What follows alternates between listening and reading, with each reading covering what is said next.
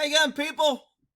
Man, there's so much crap going on, so much news. I'm like, God, I got to do a video on that. I got to do a video on that. And man, this is what did Confucius say? May you live in interesting times. Maybe it wasn't Confucius, but anyway, this guy, Guns and Gadget guy, I don't know him that much. I've seen a few of his videos. He's pretty pro Second Amendment. He's got 3%er on one arm. He's got We the People on this arm, and I'm not too impressed with his blue line wristwatch there.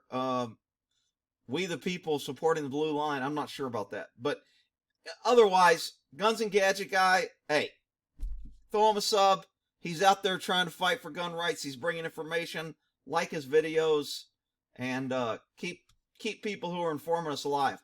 So he did a pretty good video here on this Hawaii thing. So let's take a look at Hawaii.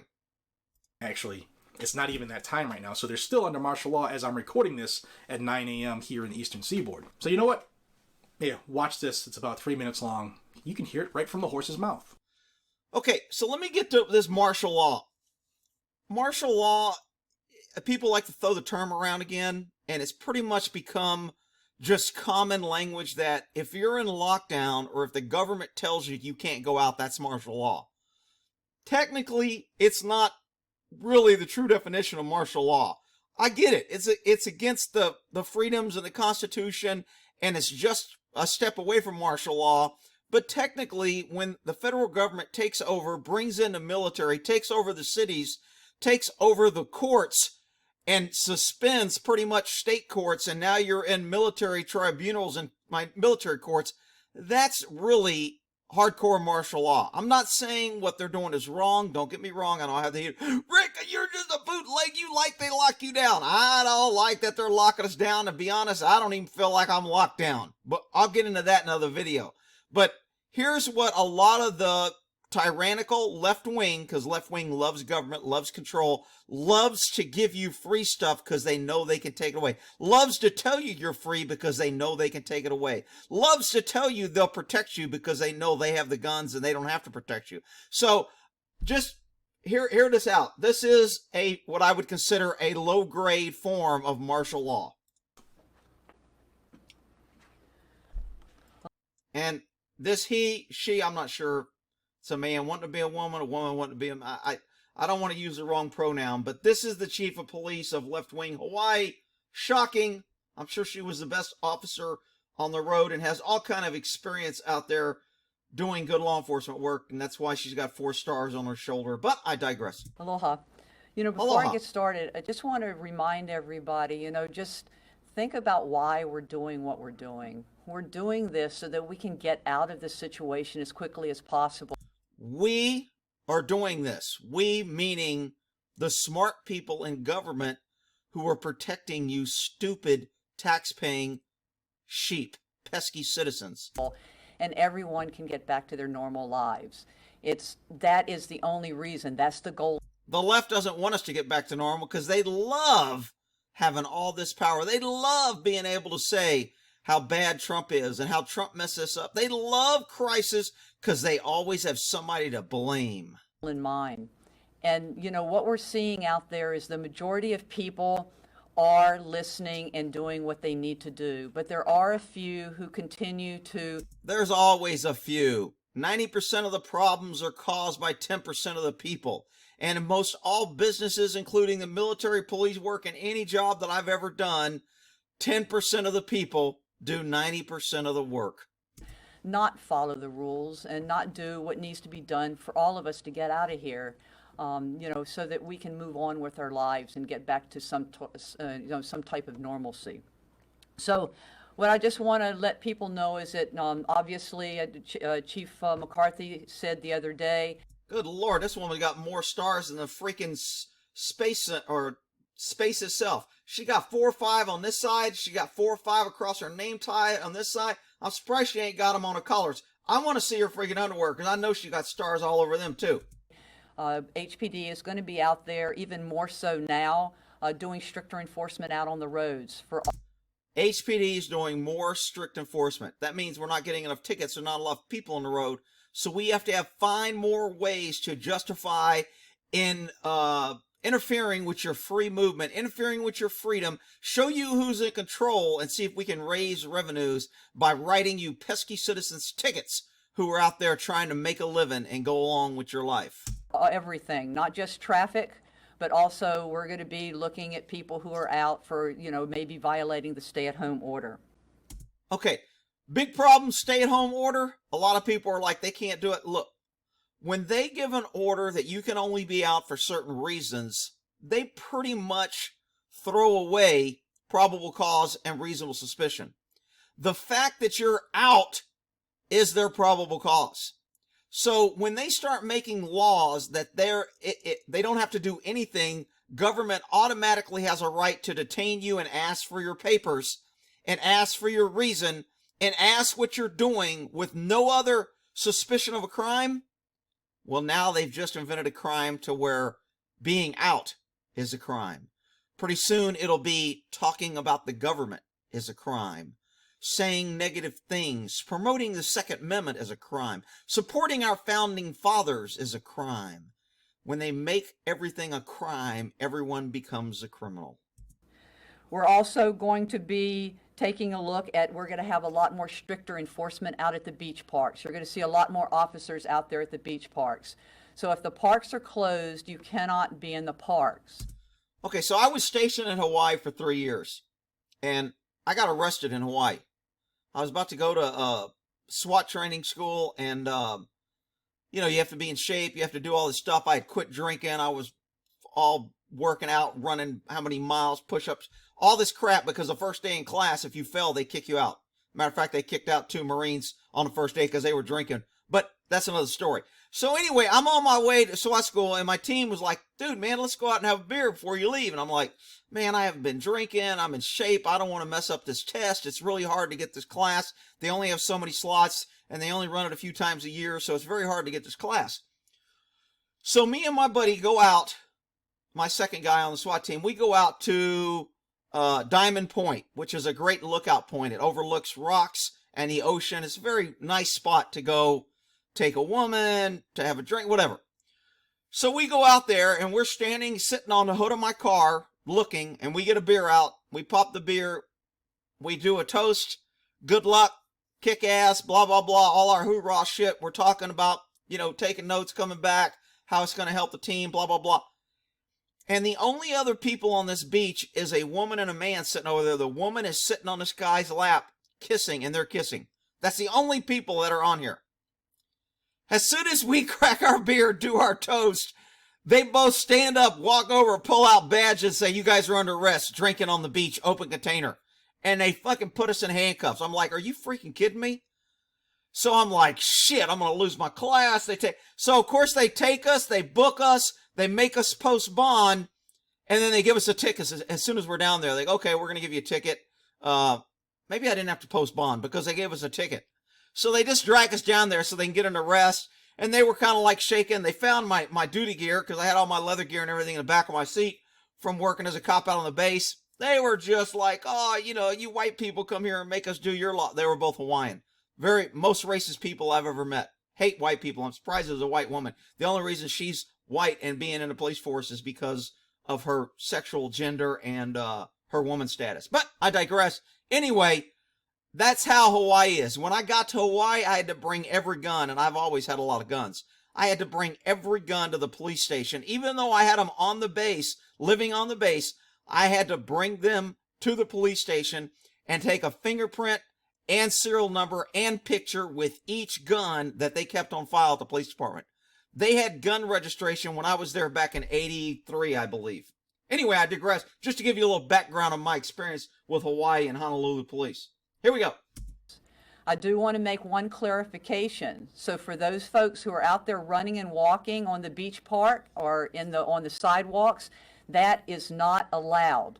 The only place that you can run and walk is below the high water mark. So government, in their eagerness to control and to make rules, and we must have regulations, and everything has to be structured, kind of like the old Soviet Union. You want to watch a good series on Amazon, and I don't know if you can get it on somewhere else. It's called The Americans. I've watched it before, but I mean, they did a great job. That was back when Russia Reagan was president in Russia, the Cold War was still going on, and we were spying on them, and were spying on us.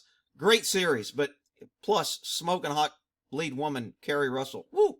And there's some great scenes in that series. But I digress. Here we go. Defining rules, very specific.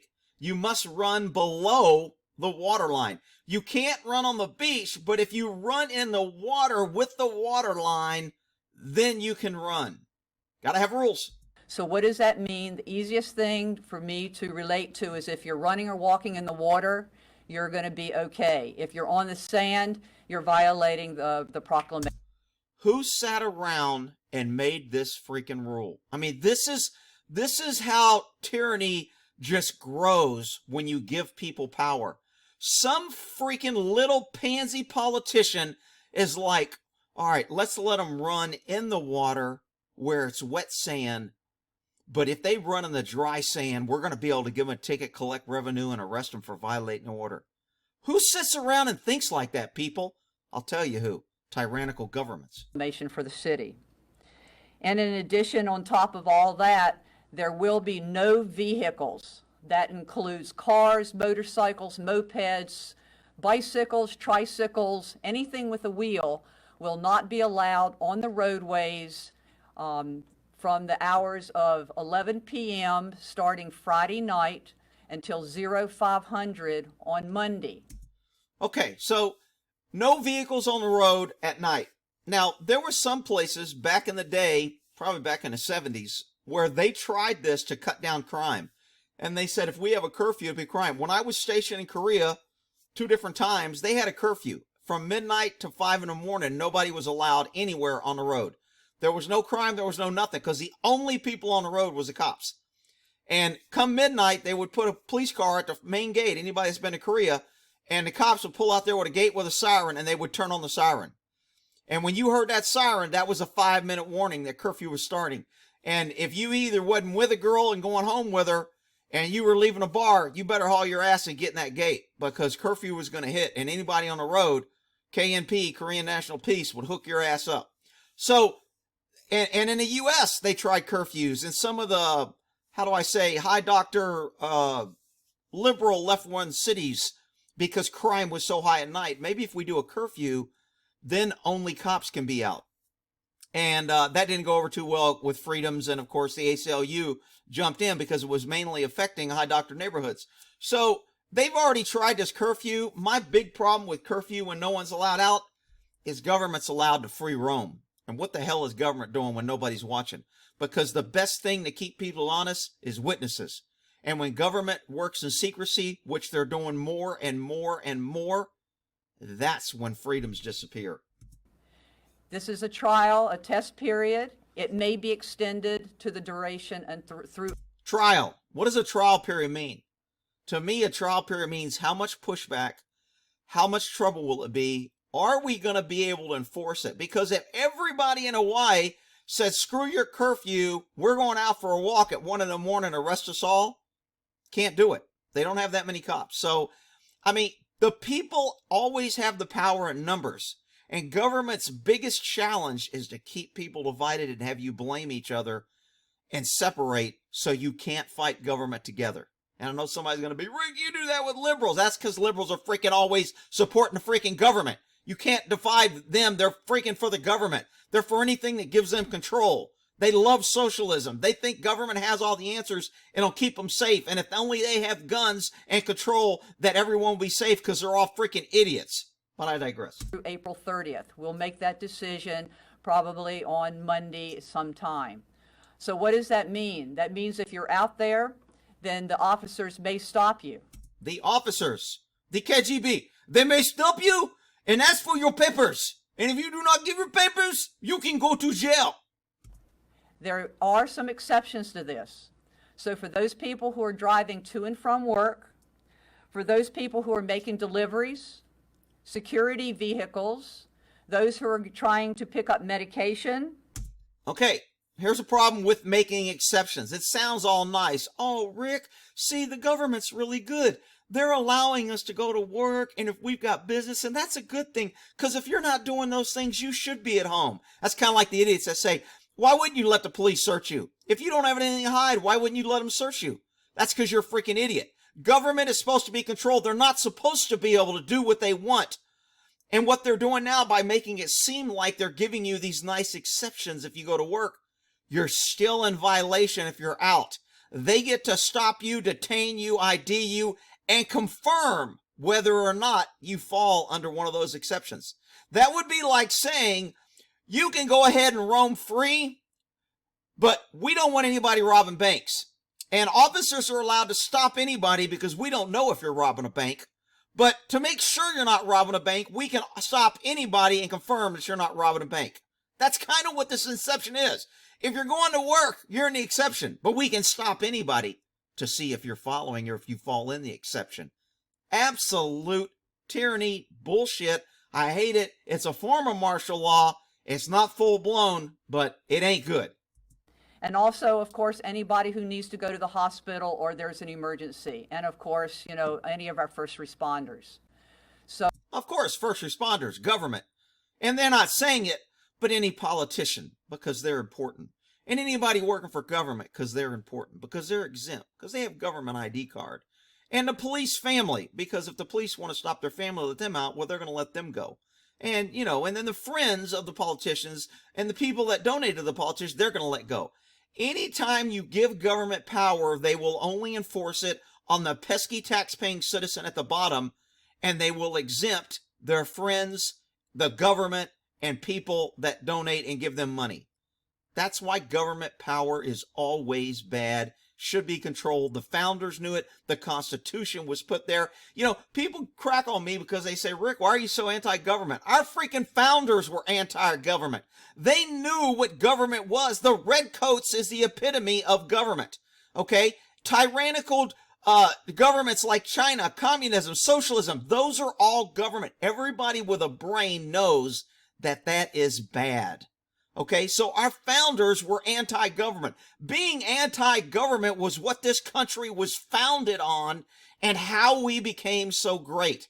We became so great because we restricted government, we held them back, we didn't allow them to impede on freedoms, and we let freedom ring. And that's why we were prosperous. That's why we grew. That's why we set the standard for new innovations, new inventions, best medical care, best flight engineering, and space, everything was great because we held government back.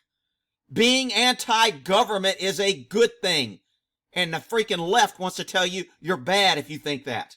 So please stay at home. Oh, well, she said please. Well, shit. If you're going to impede on my freedom, as long as you say please, I guess I should feel warm and fuzzy about it. That's all that we're asking you. Thank you. So there you go. Okay, so anyway, this is happening all over the place. A lot of places are doing it.